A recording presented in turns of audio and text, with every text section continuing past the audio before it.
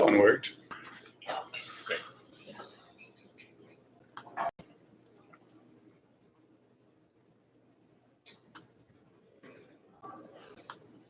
And then that one muted here. This one? Oh, my computer's up, yeah. So hopefully you can't hear myself. And will it be distracting to see yourself in a 10-second delay? Yeah. I thought you were going to be in the auditorium, but we're here. Yeah. I think we'll still be able to be far enough away. Yeah. Hey. And I think Brian is going to come in too, so then I think that's still socially a small enough number. Yeah, it's good of you to do it, just to do this, man. I think it's got some challenges, but you're good at it. Yeah, we'll see.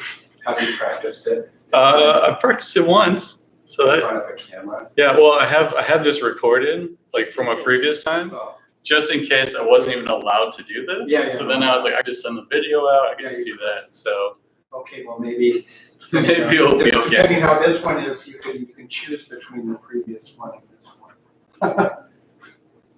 And Indy is going to tell us there's about a 10-second delay in terms of what the camera sees and then what the public sees. So Indy is going to tell us if there's any problems. Oh, that's in case you go on some sort of expletive rant. They can sort of delete that out. I think so.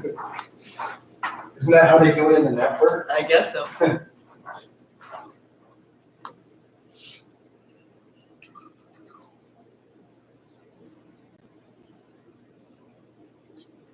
Alright.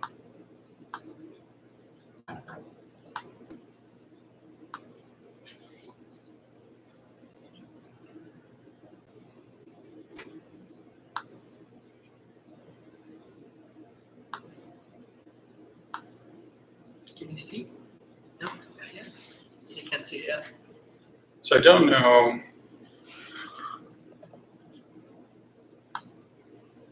Yeah, you think when that gets started, I think it's muted yet, but do you see a picture yet? Just say this one. And does you see when Matt comes in front of it? Yeah, see if Matt is there. Let's see if people can hear me. Yeah, I don't know. We'll see. Where is the microphone? Oh, it's in the camera. Okay. So it should be fine. I also should mirror this somehow.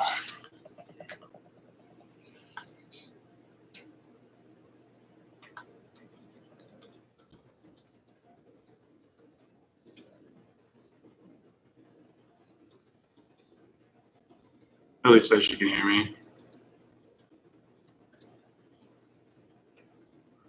I don't know if I need to mirror this. Can you see it? This video is like horrible.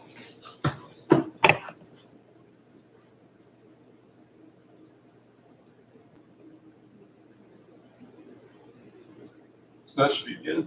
Okay. You want? That should be good. I can I could hear myself too. No. I can hear in my So- ear. Yeah. People can hear you now. Yeah.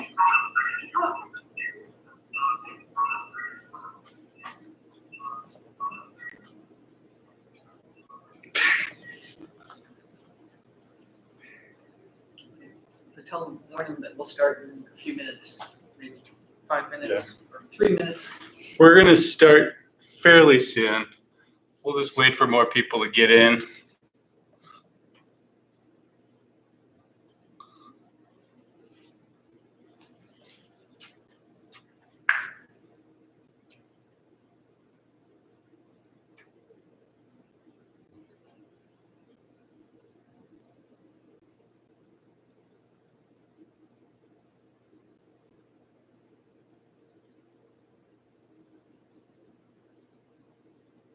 So you're gonna give it. Yeah. Did Chelsea say? Did she hear? Chelsea said she can hear it. Good. There's just an issue, like if you're already in it, you could like back out and then go back in. So, I don't know what that issue was, maybe something weird.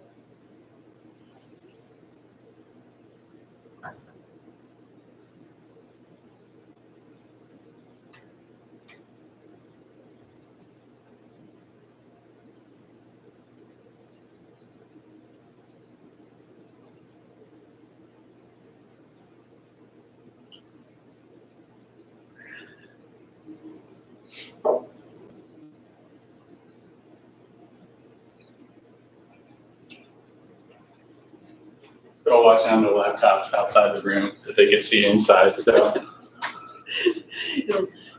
The 10-second delay will seem strange. Maybe the, make sure that's muted on your laptop. there it is.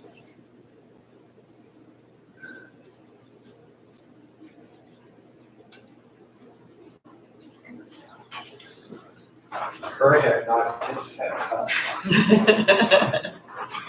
Is that Well, I mean, it's in reference to Alice from Alice in Wonderland. It's a her. because of Susan, I guess? We hope not.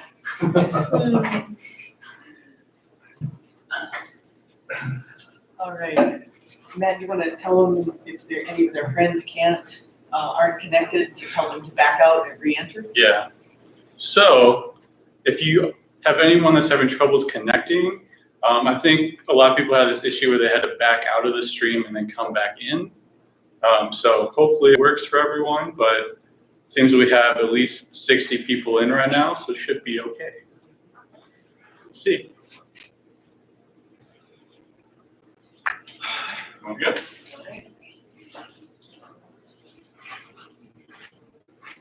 Okay, hello everyone, good morning. So I have 3 brief things that I want to highlight. First, I want to welcome everyone. I want to welcome the department and Matt's family to this very special day. It's obviously an unusual and special situation, but I want to honor Matt and make this day special and positive. So welcome to everyone, and thank you for your support, and thank you for being here for Matt, whether it's remotely or the 3 of us that are here in the audience in person. So that's good. The reason I want to welcome you is because I know this is going to be a really exciting talk. So Matt is going to share with you his work that has uncovered a new mechanism that was previously not known for a viral enzyme that can now be targeted for antiviral drug interventions and also be mutated to help generate vaccines. And this information will be directly applicable to today's situation. Finally, I also want to tell you what an honor and privilege it's been to mentor Matt for these last several years. So Matt, my goal was to grow as a scientist, but importantly, he already arrived here as a kind, compassionate, caring, intelligent human being. So thanks to his family, his parents and family and friends for getting him here already in good shape to grow as a scientist. Okay, so with that, I want to say that it has been a little scary standing here next to Off With Her Head as a student who is going to defend his dissertation. But again, this is telling you about the trust that Matt and I have. I know that he's going to do a great job and that this is going to be relevant, and you'll understand it's not my head that he's talking about, and it's all going to be okay. All right. So Matt, with that, go ahead. So thanks, Susan. So Off With Her Head is a reference to Alice in Wonderland and Queen of Hearts, but we'll get into that in a second. So I'd like to welcome you to my public defense. Since it's a little unorthodox, what I'll be doing is taking questions at the end, and if you have any questions, either email them to me at hackbart@luc.edu, or just type them into the YouTube chat if you're watching this on YouTube. And so with that, I'll get into mainly what I've been doing for the last 6 years, which has been investigating how coronavirus protein can actually inhibit innate immunity. Now, the coronavirus protein we talk about today is an endoribonuclease, and what this will do is it actually cleaves the head off of a viral RNA, hence the Off With Her Head analogy. And so what this cleavage event does is it actually prevents the viral PAMP from forming and activating innate immune systems. Now, I'm going to talk a lot about PAMPs, so first I'm going to briefly talk about what exactly a PAMP is. So PAMPs are pathogen-associated molecular patterns. So they could be proteins, they could be lipids, they could be nucleic acids. And today I'm going to talk about nucleic acid PAMP, which is RNA. So most RNA found in host cells are single-stranded RNAs that can form some mild stem loops, but they won't activate any host immune systems. What happens is if a pathogen, like a virus, invades and has replication inside of a cell, it could have additional types of nucleic acid signals that are recognition receptors. And so these can be found in the extracellular part of the cell, so detect around the cell itself or throughout the cell. So it could be inside a plasma or just stuck in vesicles. And what these will do is they'll bind to and recognize these PAMPs, which would then activate for some type of immune signaling pathway to occur downstream. Now, the specific PAMP and PR I'm going to talk about today is double-stranded RNA and MDA5. So during viral replication, MDA5 can, these double-stranded RNA intermediates can be produced. Usually, these are generally long, about thousands of base pair long double-stranded RNA signals. Now, MDA5 is located in the cytoplasm of the cells, and it will bind to these double-stranded RNA signals. And what this binding does is it actually produces a oligomerization of the MDA5 proteins on the double-stranded RNA, which will activate MDA5 to lead to a signaling cascade. So the signaling cascade from this protein will lead to the production of interferon. Now, interferon induces an antiviral state in these cells and also will signal for antiviral state in all neighboring cells. And so we know this pathway exists because if you remove MDA5, then you actually lose this interferon signaling to double-stranded RNA. So this is a study from 2006 where they basically took wild-type cells, which are in green here, and inserted a synthetic double-stranded RNA, which is poly-IC, into these cells. And as you insert more double-stranded RNA, you'll actually get an increase in interferon signaling.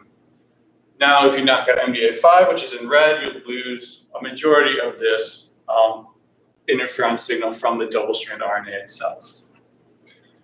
Now, viruses don't want interferon signaling. It produces an antiviral state. And so what a lot of the viruses will do is they actually encode multiple proteins or ways that will inhibit this pathway from occurring. So poliovirus actually will prevent this receptor from even being present in the cells. They'll downregulate the production of MDA5. Paramyxoviruses have a protein that will bind to and block the oligomerization step of MDA5 to the double-stranded RNA. And Ebola virus actually will block a lot of the downstream phosphorylation steps that are involved in the signaling pathway for the interferon to be produced. Today I'm going to talk about coronaviruses, and particularly how the coronavirus encodes a protein that will degrade this double-stranded RNA signal. And so I think my intro to coronaviruses doesn't have to be as crazy as it normally is. So we currently are in the midst of a coronavirus outbreak, as all of you are probably locked in your houses at the moment due to this. And really what this disease is called is COVID-19. And this is caused by the SARS-like coronavirus 2. And currently, as of this morning, there's 877,000 people that have been confirmed to be infected with COVID-19. And this has led to, obviously, mass quarantining across multiple countries and a loss of toilet paper in stores. So probably not the best thing. Now, what's interesting about this is that this isn't the first time that this has actually happened. So coronavirus has actually been emerging diseases for a long time now. So it's called SARS coronavirus 2 because there was originally a SARS coronavirus in 2002 that outbroke in Southeast Asia. Luckily, this was able to be contained through quarantining actions.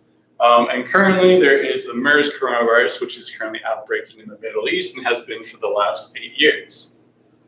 And so coronaviruses have been a problem jumping out of animal reservoirs into humans multiple times. And so we need strategies in order to combat these coronaviruses, not only the ones that we have present currently infecting people, but also for future outbreaks. And so our lab really wants to figure out different ways of studying coronaviruses. And we like to study one aspect of coronaviruses, and that is that they delay interferon responses. So this is from a paper in Stan Perlman's lab at Iowa, where they took a mouse-adapted SARS coronavirus, infected mice, and found that there is this very delayed interferon response. Now this leads to a high amount of viral titer, and eventually leads to a dysregulation of immunopathology and disease in these mice. So basically a large amount of disease due to the SARS coronavirus. Now, if you give an early interferon response, so you just exogenously inject interferon into these mice early during infection, this not only will reduce the amount of viral titers in these mice, but also leads to a more controlled immune response and a lessening of the disease and death caused by the coronavirus infection. Now, this was interesting to us because obviously the virus is doing something to delay this interferon response. And so we hypothesized that if we can somehow make a virus that will shift this interferon response to an early response, then we can make more of a vaccine strain that will lead to more of a controlled immune response and more of an infection that will produce a live generated, a vaccine. Now, the main question then that my research really focuses on is how can we shift this coronavirus infection to produce an early interferon response? Now, just briefly go into the replication cycle of coronaviruses is that they actually will produce this double-strand RNA signal that I talked about originally, but they don't produce this robust interferon response. So upon coronavirus infection, they'll release their viral genome into the cells of infected cells. And what this genome looks like is it looks very similar to your host mRNA. So it's positive stranded RNA. It's capped, it has a poly A tail, and so this can encode for viral proteins right upon infection. So the viral proteins that are produced then will replicate the genome into negative sense RNA. And there's negative sense full-length RNA, but also subgenomic RNAs, which are small portions of the genome. And these negative sense RNAs act as templates to make more positive sense RNAs. And these positive sense RNAs then encode for more viral proteins and eventually will get packaged and released as new infectious virus. Now, since we have very long complement strands of RNA, these can form replication intermediates that are double-stranded RNA, which normally would be recognized by host sensors to then activate this interferon response. But like I've said, this interferon activation doesn't really occur. So what we're interested in then addressing which coronavirus proteins that are made during replication can actually block this interferon response pathway and lead to this delay that we see. And so in order to address this, first I'm going to show you what all of the coronavirus proteins are. And so these are basically the coronavirus genome. The coronavirus I'll be talking about today is mouse hepatitis virus. It's our BSL-2 model virus. And basically what you can break down the genome into two major sections. The first 2/3 of the genome encodes the non-structural proteins, and these are 16 proteins that make up the replication complex, or are involved in RNA replication. And then there's the structural and accessory proteins. Now, when you look at the genomes comparing the whole family of coronaviruses, when you look at the non-structural proteins, these are more conserved among all coronaviruses. All coronaviruses will encode these 16 proteins, and they all seem to have the same function for each coronavirus. Now, when you look at the structural and accessory proteins, these are more variable. Not only will the spike protein, which is on the outside of the virion, have more mutations to evade immune detection, but also what accessory proteins are encoded in each coronavirus will differ based on each coronavirus. And so we're interested in looking at conserved proteins that can then be mutated and altered to look to see if they can block interferon activity. But this has actually been done by a lot of different labs. So there's been a lot of work done that has seen that multiple proteins can have immune antagonist activities. But today I'm really going to focus on one protein, and that's NSP15, or non-structural protein 15. So NSP15 has previously been shown that it's an endoribonnuclease. And so this is just what the structure of this endoribonnuclease looks like. And for the sake of the rest of the talk, I'm going to call this protein ENDO-U. So ENDO-U has been seen to be conserved among all coronaviruses and arterioviruses. And it actually contains two catalytic histidine residues, which are shown in red here. Now, they know this is an endoribonnuclease because if you take in vitro assays where you just mix RNA with this protein, you'll get cleavage of single-stranded and double-stranded RNA. So this is just an RNA gel where they mix a double-stranded RNA substrate up here with either wild-type ENDO-U or an ENDO-U mutant. What you can see is if you have the wild-type ENDO-U, you'll have cleavage products up below. And what they found in the majority of these cleavage assays is that really this ENDO-U will cleave at uridines, which is why it's called ENDO-U. And so from these in vitro assays, they're really kind of stopped there, that it can cleave RNA. And so the question was really, well, what role is this NDU actually playing during viral replication? Is it somehow cleaving viral RNA in order to replicate the viral RNA and be involved there? Is it cleaving host RNA, somehow blocking innate immune signaling? The role of this in the target was not really known. And so in order to address these questions, our lab generated a mouse hepatitis virus that had a catalytic mutation in NDU. So really, we make this reverse genetic engineered virus using a system that's pioneered by Ralph Berg's lab. But really, this virus contains only one mutation, which is a histidine to an alanine mutation in NSP15. Now, we wanted to first address whether this NDU activity was necessary for viral replication. Can we actually have an infectious virus? But also, is this involved somehow in interferon antagonist activity? And so what we did was we took either a wild-type MHV or an NDU mutant MHV and infected bone marrow-derived macrophages. Now, what we did was we either infected wild-type macrophages, which come from a C57 Black 6 mouse, or we infected an interferon alpha receptor knockout macrophage. So this lacks any interferon signaling. At multiple time points, then we collected the supername off these cells and looked at viral titers by plaque assay in the soup, or we collected RNA from the cells themselves to look at the induction of interferon. Now, first, we wanted to address whether these viruses can replicate similarly in the absence of interferon signaling. So in the if-not knockout macrophages, if NDU is somehow involved in a replication cycle, then we'd see an inhibition when we knock out NDU activity during replication. But that's not what we see. So if we take our viral titers, this is the amount of infectious virus in the supername, and look at it over time, what we see is that both the wild type and the NDU mutant virus will replicate to a similar rate in these cells. So the question was, what if we add in interferon signaling?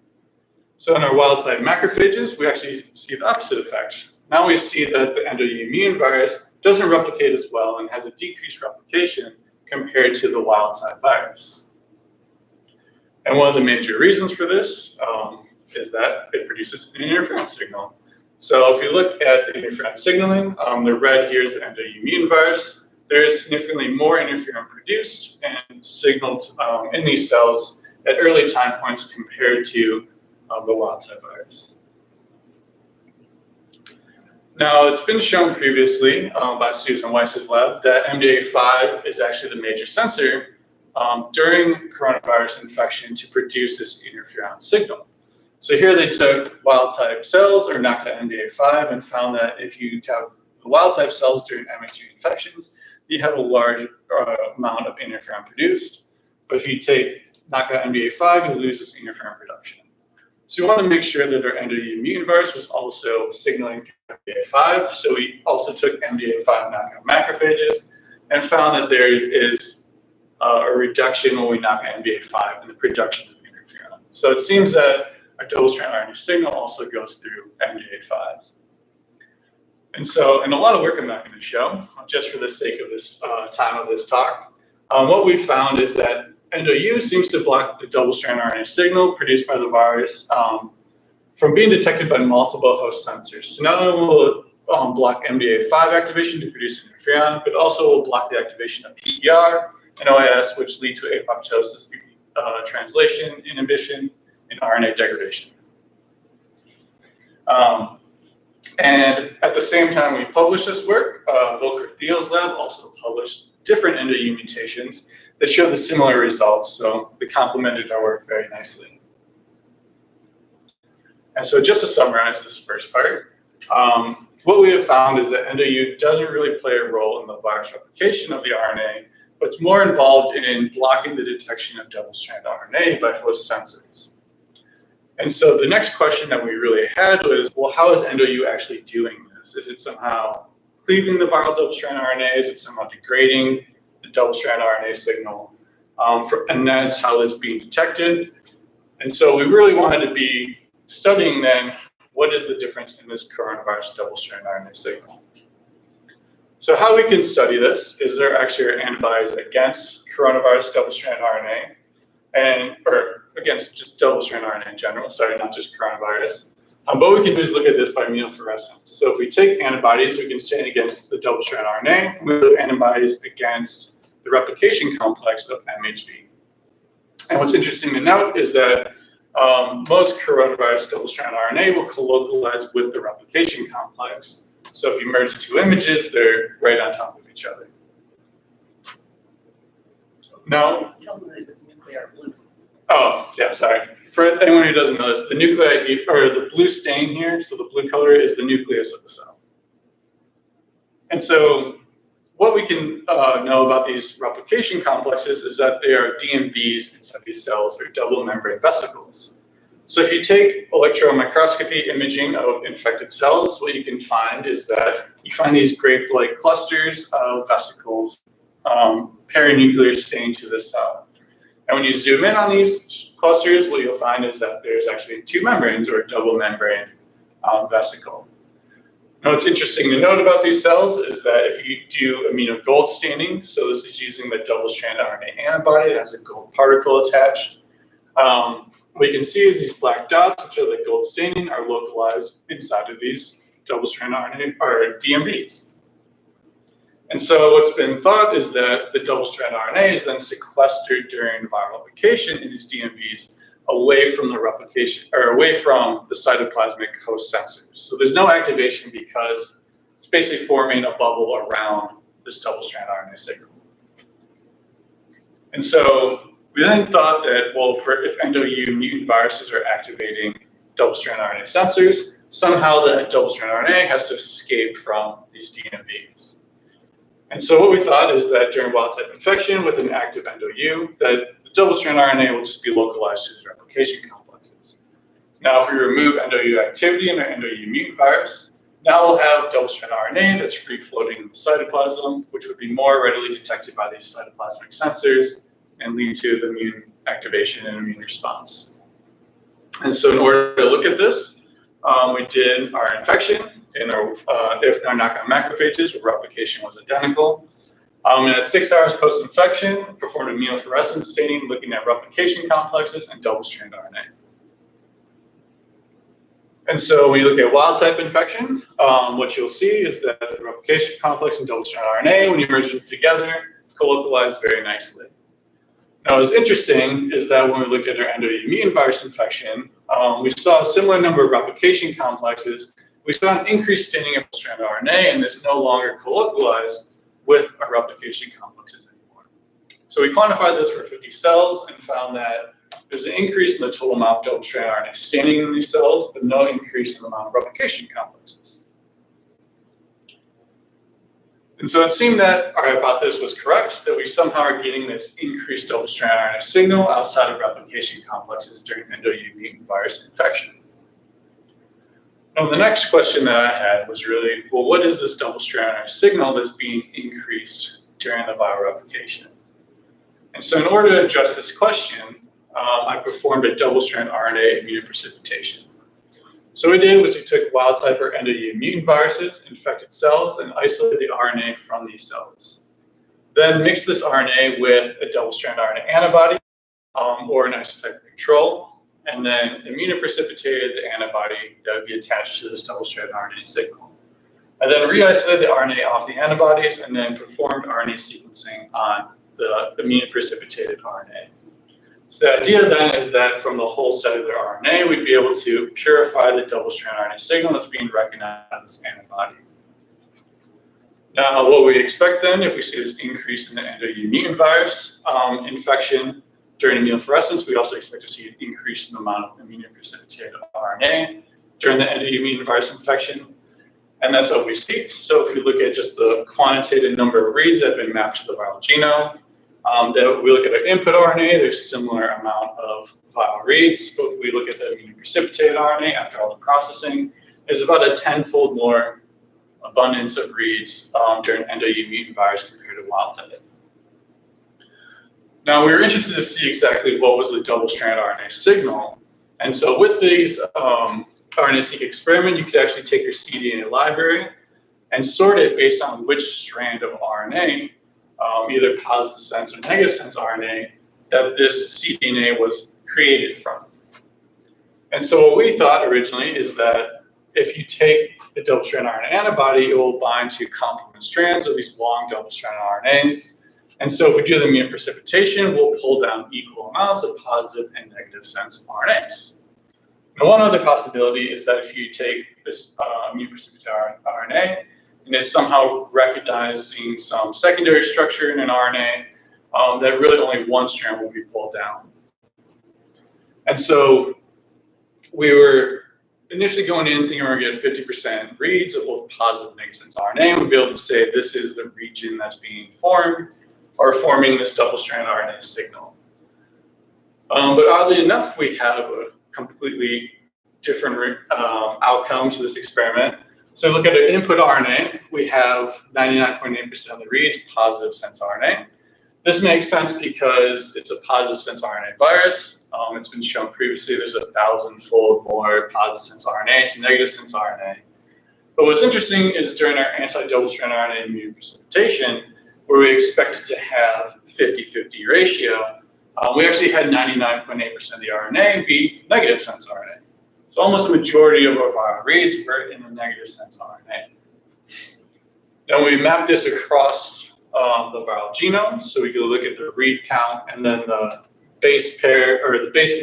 But also when we look at the immune precipitated RNA, we also see reads across the entire genome, even though this is majority negative sense RNA. Now this means to us that our immune precipitation is recognizing entire strands of negative sense RNA.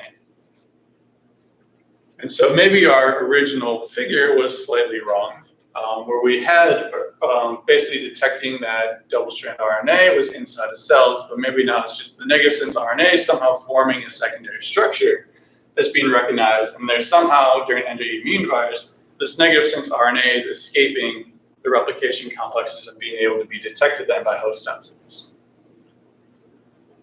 And so this brought up a lot of questions for us. First, can actually a single-stranded RNA activate double-stranded RNA sensors? There hasn't been a lot of data showing that that's possible. Secondly, is there a particular epitope on this negative sense RNA that can stimulate the host sensors? And can EndoU actually affect this epitope that's being recognized not only by a double-stranded RNA, but also by the host sensors like NDA5? And so into looking at this, we just generally started looking at what the negative sense RNA was composed of. And one thing stuck out to us right away, and that was that negative sense RNA actually contains this polyuridine head on the RNA. So this is shown by David Bryan's lab in the 90s, where they found that there's about a 10 to 16 uridine extension at the 5' end of the negative sense RNA. Now what's interesting is EndoU will cleave uridines, so what's a better target than 10 to 16 uridines in a row?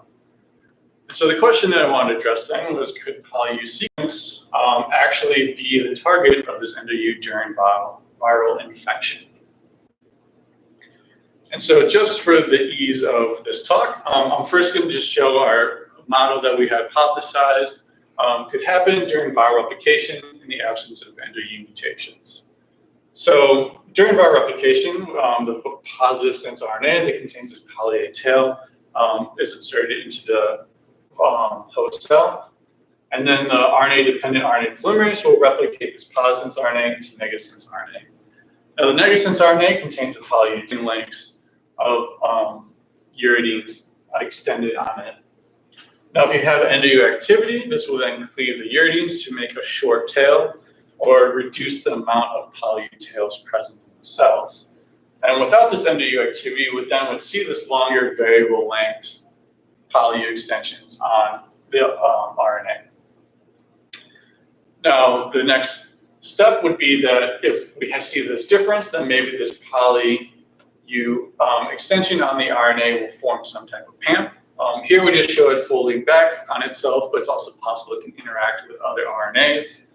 And this PAMP would then signal to host double-stranded RNA sensors to be activated.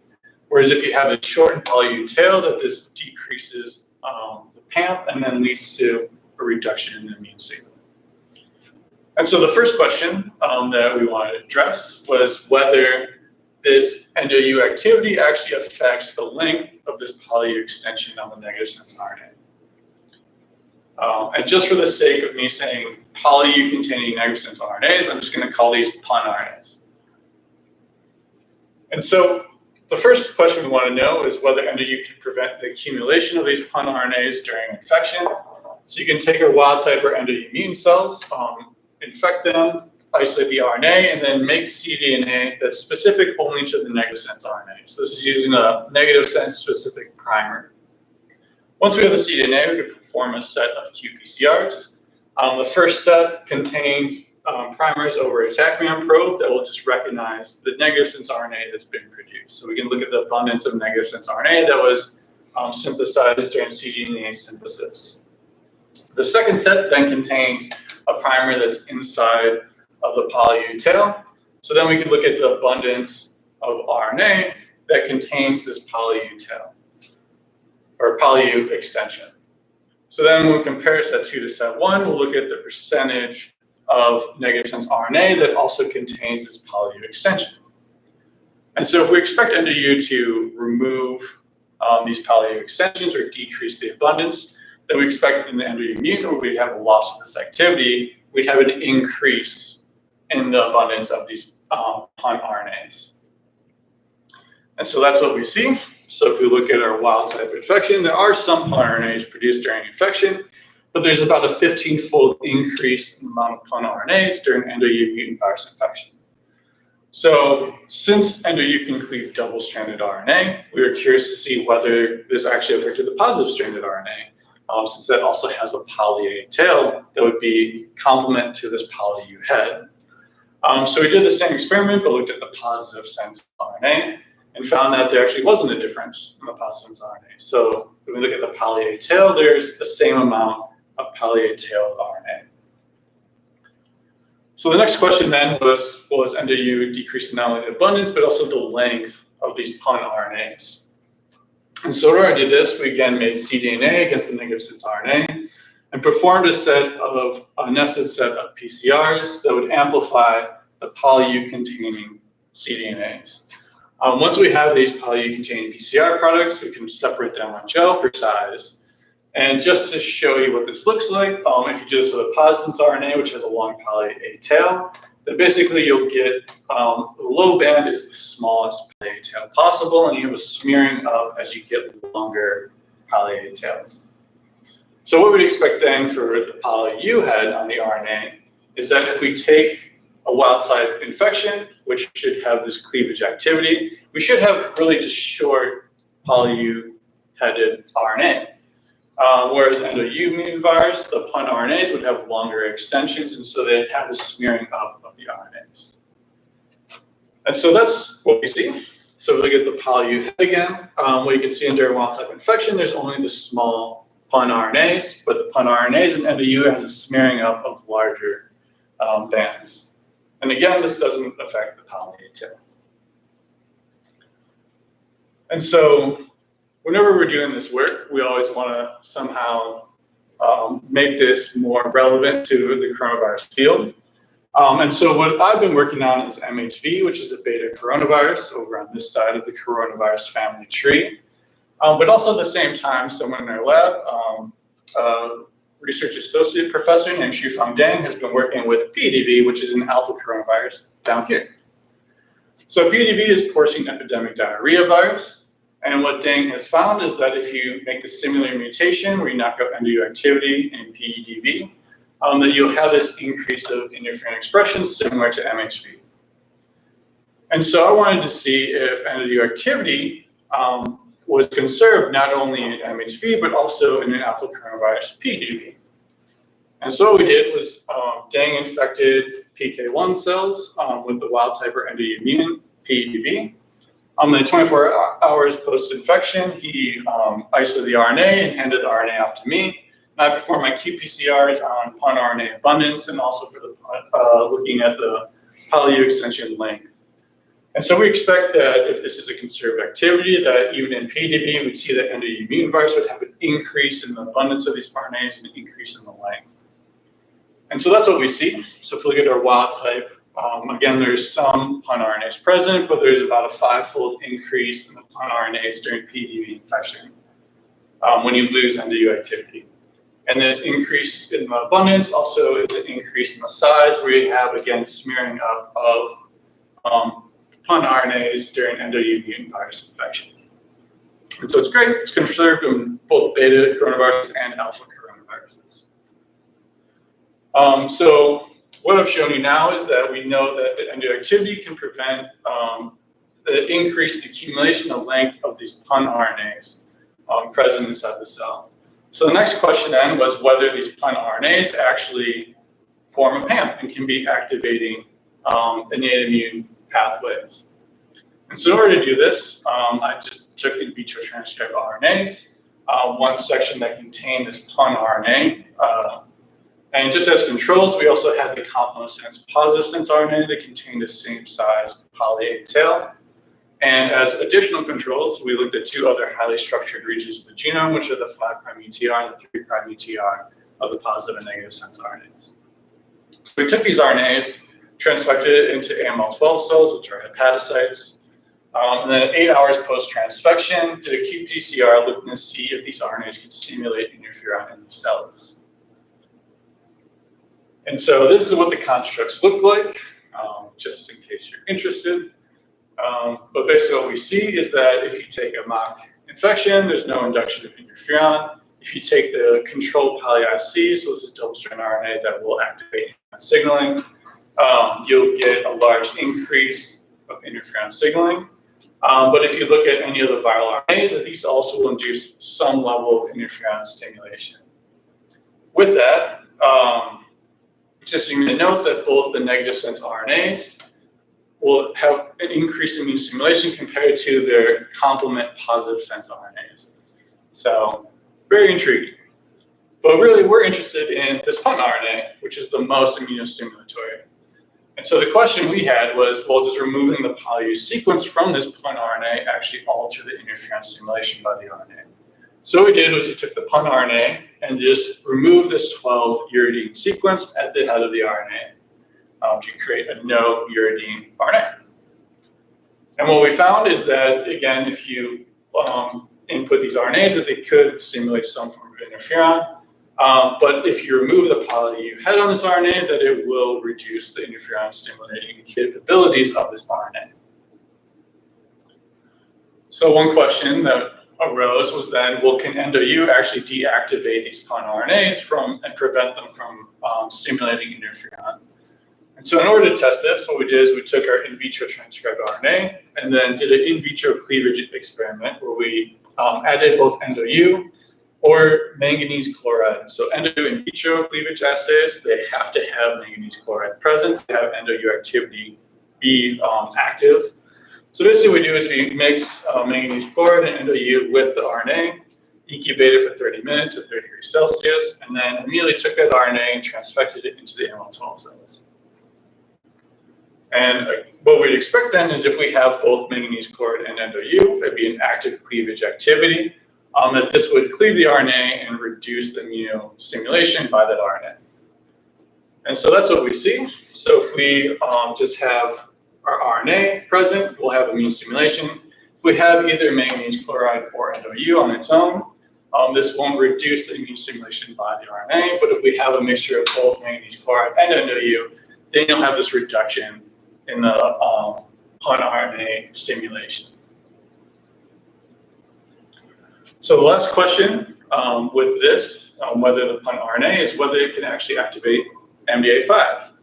So the coronavirus infection, we know, activates MDA5 to lead to this interferon signal. So the next question was, well, is pun RNA then also activating through MDA5? And so in order to test this, I CRISPR-Cas knocked out MDA5 from these AML12 cells. And so here's just a Western blot showing the knockdown of the MDA5 protein. And so then I took the in vitro transcribed RNA and transfected it into wild-type AML12. And then again, at 8 hours, looked for interferon stimulation by qPCR. So if we look at viral infection, as we expect in wild-type cells, that we have this increase in interferon stimulation, and particularly the EndoU mutant virus will have a large induction of interferon. If we knock out MDA5, we see a reduction of the interferon stimulation. And this has all been shown before, so this is just confirming our cells are working similar to other cells. But the real question was whether the RNA was activating through MDA5. So if we look at an RNA transfection, we transfected poly C, which is MDA5 dependent, and we'll have a large reduction of interferon stimulation.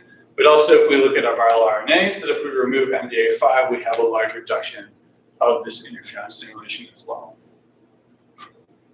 And so it seems that when you look at these plant RNAs, they do form PAMPs that will activate through an MD5 manner and will activate interferon signaling. So kind of interesting to note that this plant RNA, which is single-stranded, is an MDA5 dependent PAMP. So the last section that I'm going to talk about today is really what happens when you put these endoimmune mutant viruses in vivo. So the question we had was, if we have these endoimmune viruses that produce this large immune response in macrophages, can it actually make a good vaccine candidate? And how we test this is in mice. So what we can do is we can take our endoimmune virus or a wild-type virus and infect wild-type C57 Black 6 mice. And MHV is mouse hepatitis virus, so it causes hepatitis in these mice. So what we can do is at day 3 or 5 post-infection, we can look at viral titers in the liver or spleen of these mice to look for viral titers and replication. But we can also do immunopathology staining of these livers to look for lesions that will form due to the hepatitis. And so what we would expect is, since endoimmune viruses have this large immune activation, that they would actually have a decreased replication in these mice and less immunopathology.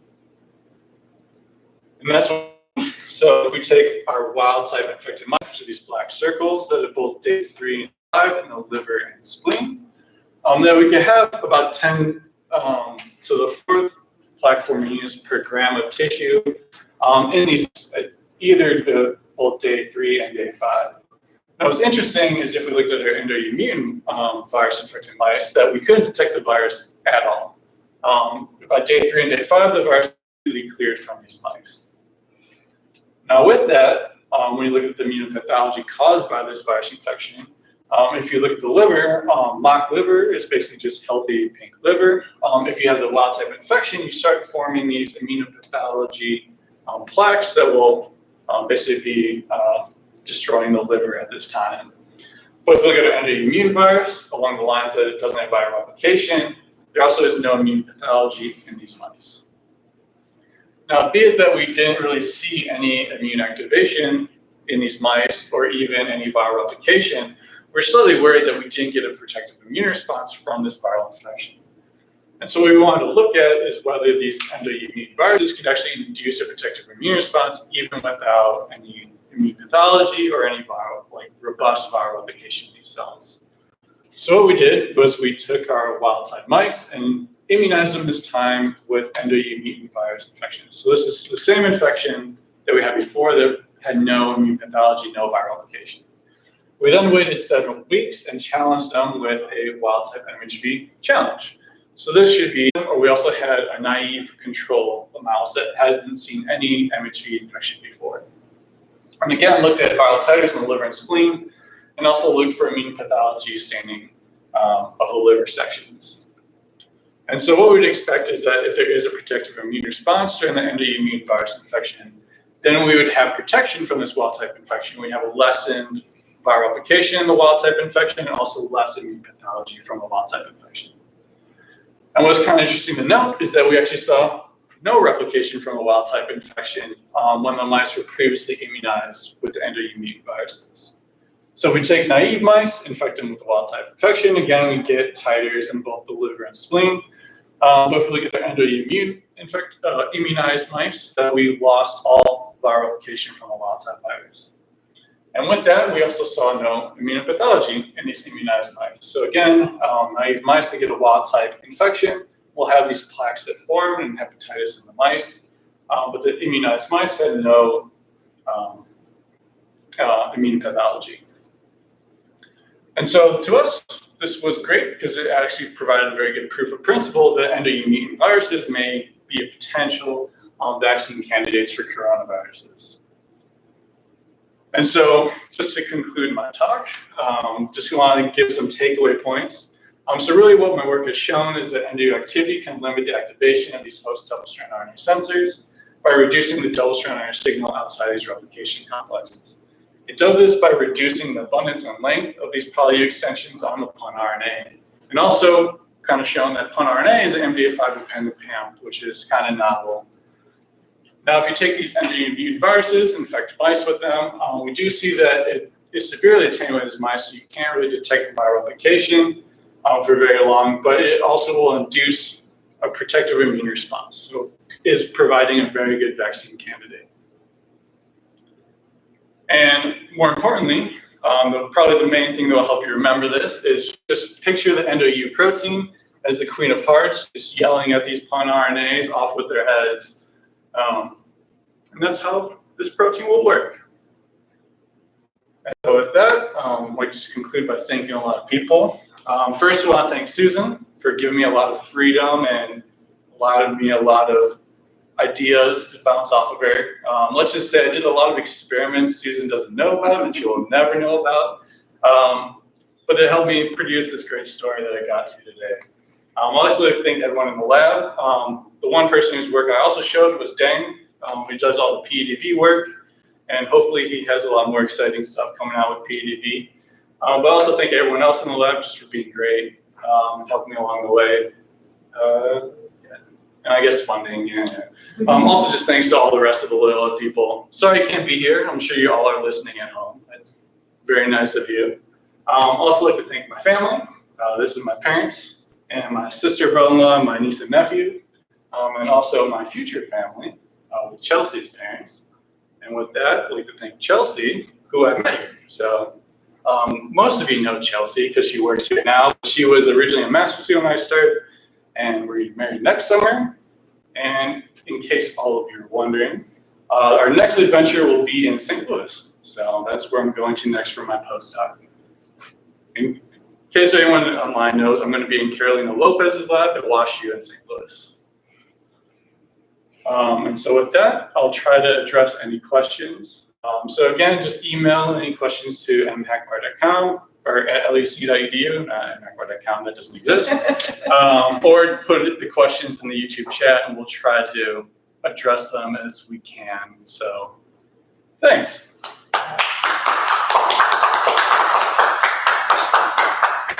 All right, so I'm going to let Matt start to look at the questions, but thank you all for listening. Matt, how many people tuned in? 76. 76, all right. He's going to be famous. It's going viral, yes. So we are really happy to have all of you tune in.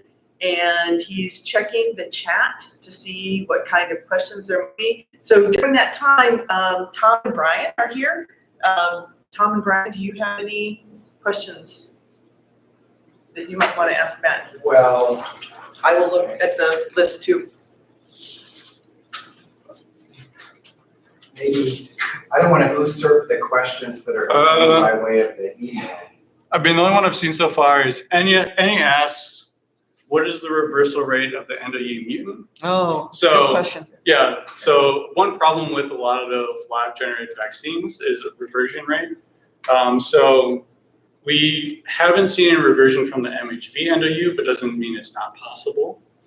And so what we have been trying to do is instead of just making one mutation, we've been knocking out both catalytic histidines, which would prevent reversion since you lose both catalytic residues that are necessary.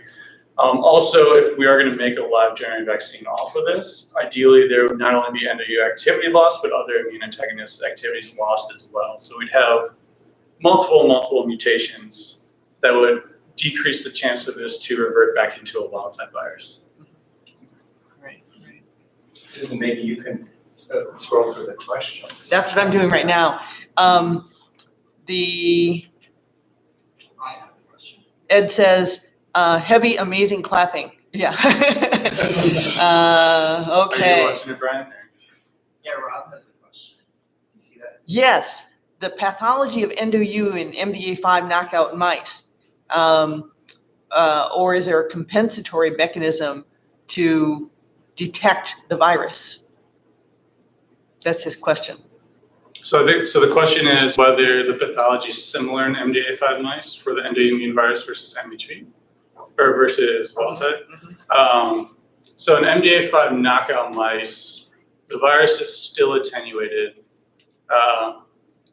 And it's probably because there's other immune systems that are also activated. So we see PKR and OAS activation as well. So these could also limit the viral infection on their own without MDA5 being present. If we knock out MDA5 in mice, we don't see a difference in pathology compared to wild type mice. If you knock out interferon alpha receptor, which is a major signal that also produces a lot of these. So if you knock out interferon alpha receptor, you also lose the production of a lot of the proteins that will sense double-stranded RNA. That the viral replication is identical in mice between wild type and endoimmune viruses. So pathology would be the same there. So Matt, since you have this really beautiful picture up, why don't you explain why, again, it's so important about the interferon response and what you think is actually happening? This is a germinal center, right? No, this is bone marrow-derived macrophages that have been stained with a replication complex protein, which is green, and then this is phalloidin stained, so it's active in these macrophages, and then this is the nuclei. But I was like, it's a pretty picture. So.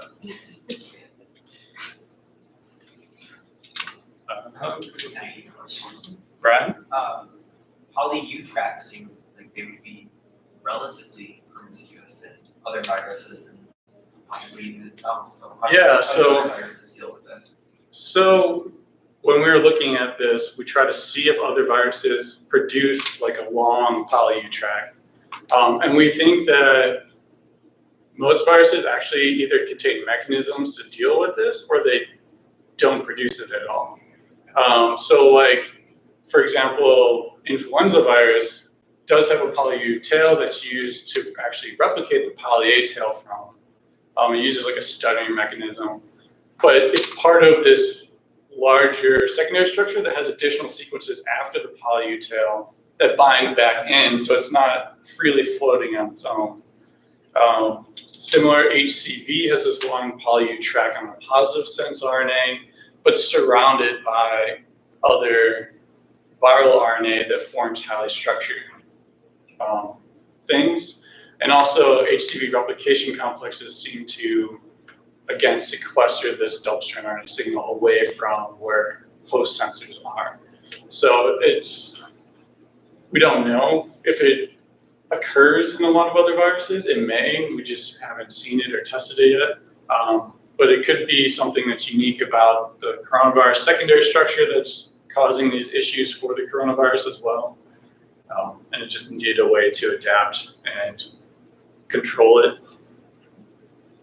So Matt, obviously with this outbreak, everybody's interested in how your research could impact this outbreak. And what do you think how your research might directly impact our understanding of what to do? Oh, there we go. Sorry. So I figured this would be a question from someone. Yeah. How does this actually affect the coronavirus that's currently outbreaking? So in order to address that, there's really two major things this could be utilized for. The first one is NDU seems to be a great target for antiviral activity. If you stop NDU activity during viral infection, you have the activation of a lot of different immune systems in the cell. And really, there's not a lot of papers ever discussing this. The only paper I could find was this one paper that shows inhibitors to the family that NDU belongs to. But this was against host endoribonucleases. And with that, that means these haven't been tested against coronaviruses and haven't been tested in cell cultures, so they may have some detrimental effects. So there's a lot of work that still needs to be done for the antiviral approach to NDU. The second thing is, can we use these to make a live attenuated vaccine? And like I told Tom, for the reversion, since we wouldn't want to have just one mutation, the goal here is that you'd be able to knock out multiple different immune antagonists, each that would decrease the viral replication in its own way, but still provide an active viral replication in the absence of these immune responses. So, for example, if you take endoimmune virus, you can infect interferon non-responsive cells and still produce a lot of virus. But if you infect humans, they won't have any disease pathology, but provide a protective immune response. At least that's what we hope. Yeah, at least that's the idea.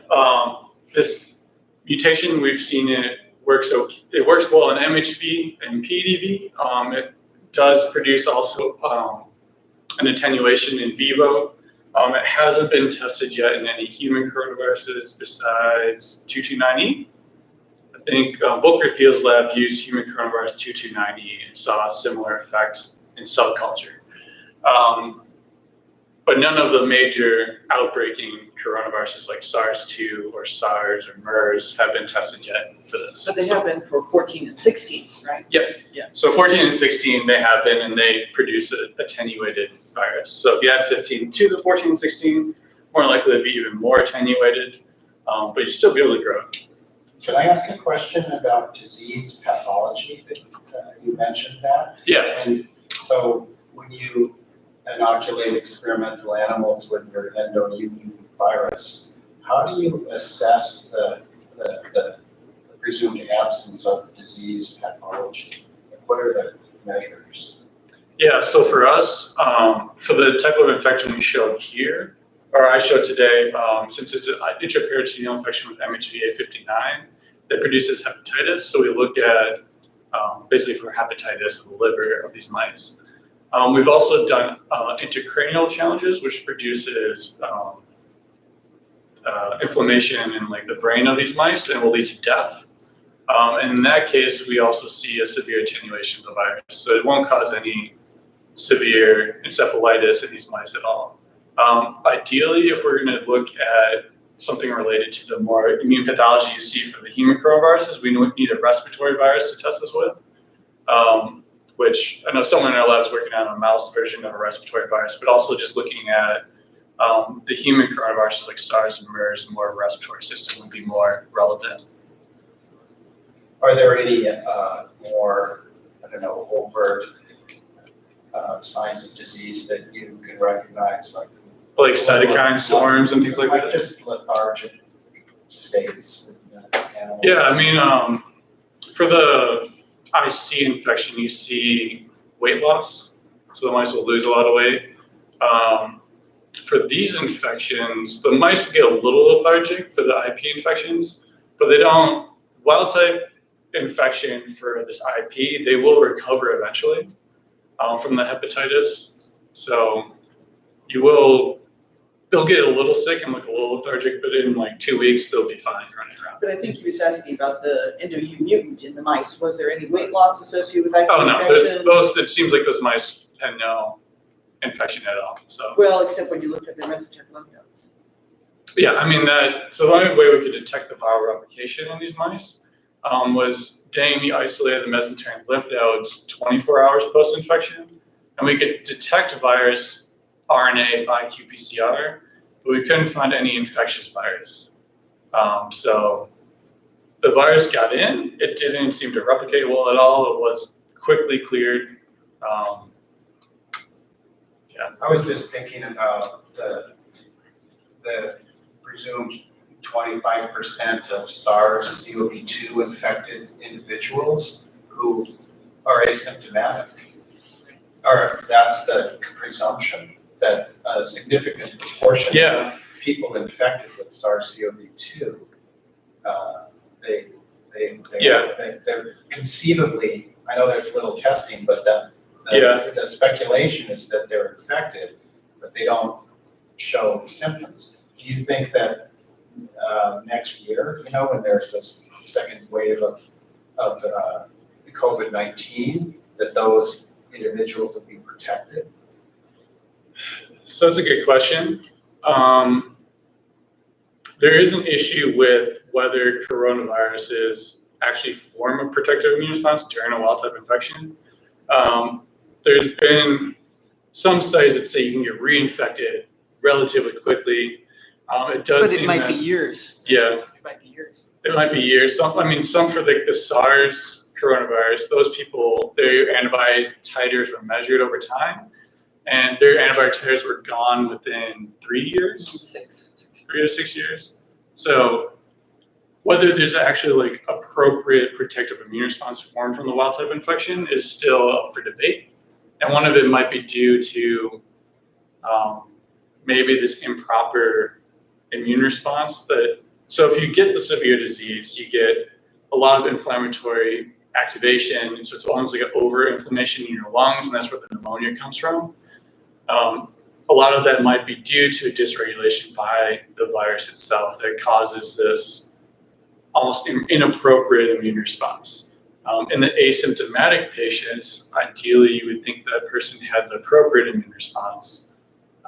But there's no way of really Tell them knowing what you're doing that. this week to But address that. your NOU mutant did offer a protective response. Yeah, so I mean, so currently for the new coronavirus, we're currently starting to screen serum of people who are asymptomatic, or also people that have been infected and confirmed, just to see if asymptomatic people will form antibodies against this coronavirus, even though they haven't shown symptoms, haven't shown inflammation, things like that. So it's very possible that if you have gotten infected, didn't show symptoms, that you still have antibodies that are protective or form some type of immune response to the virus. Yeah, that's what I think your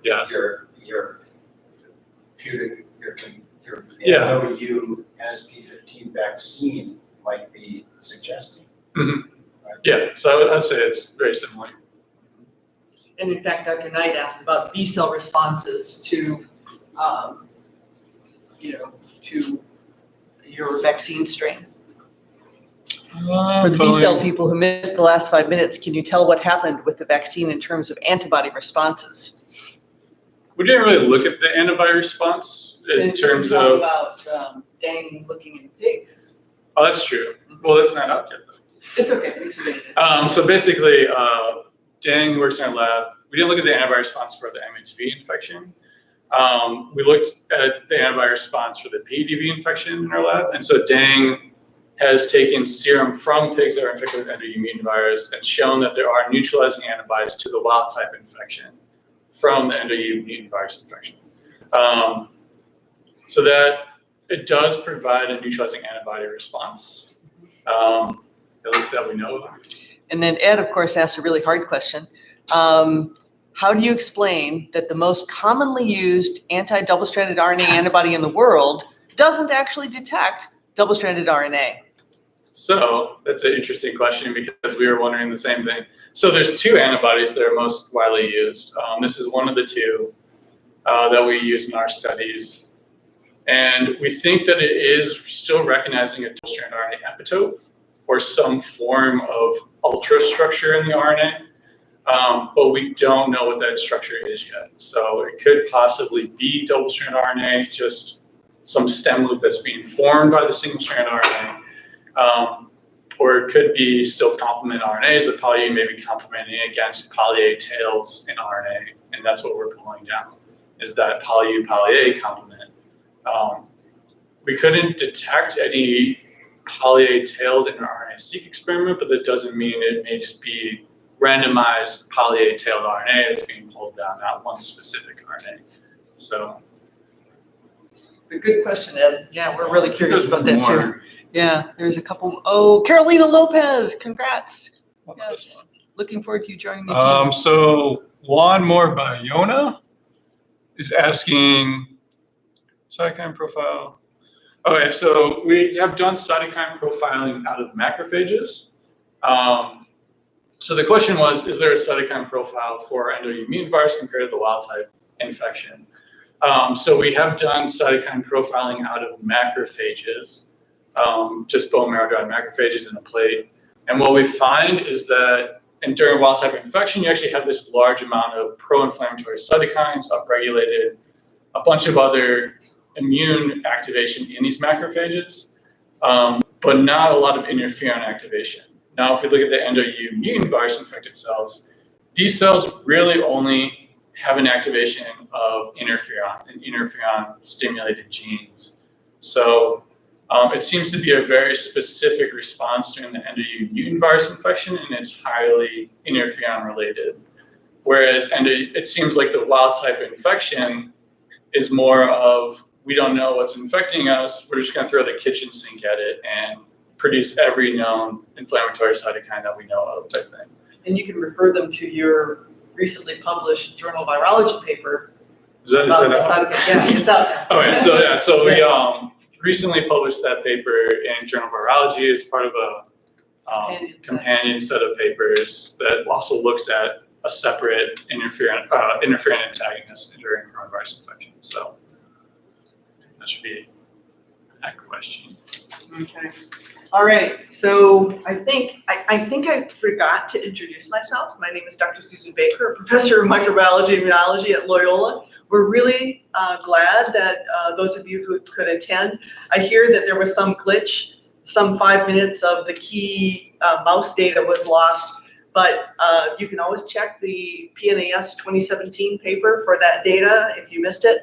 But the bottom line is that the endo-U mutant virus did protect mice from lethal challenge. So that's why we're hoping to use this information to help develop vaccines for SARS coronavirus 2. So with that, what happens next is that Matt gets to Zoom with his committee members, and they'll ask all sorts of really hard questions and make him really nervous and things like that. But after that, we hope we will be able to not shake hands, but we will like touch elbows or something and congratulate Dr. Matt Hackbart. Okay? Thank you all for listening, and stay safe.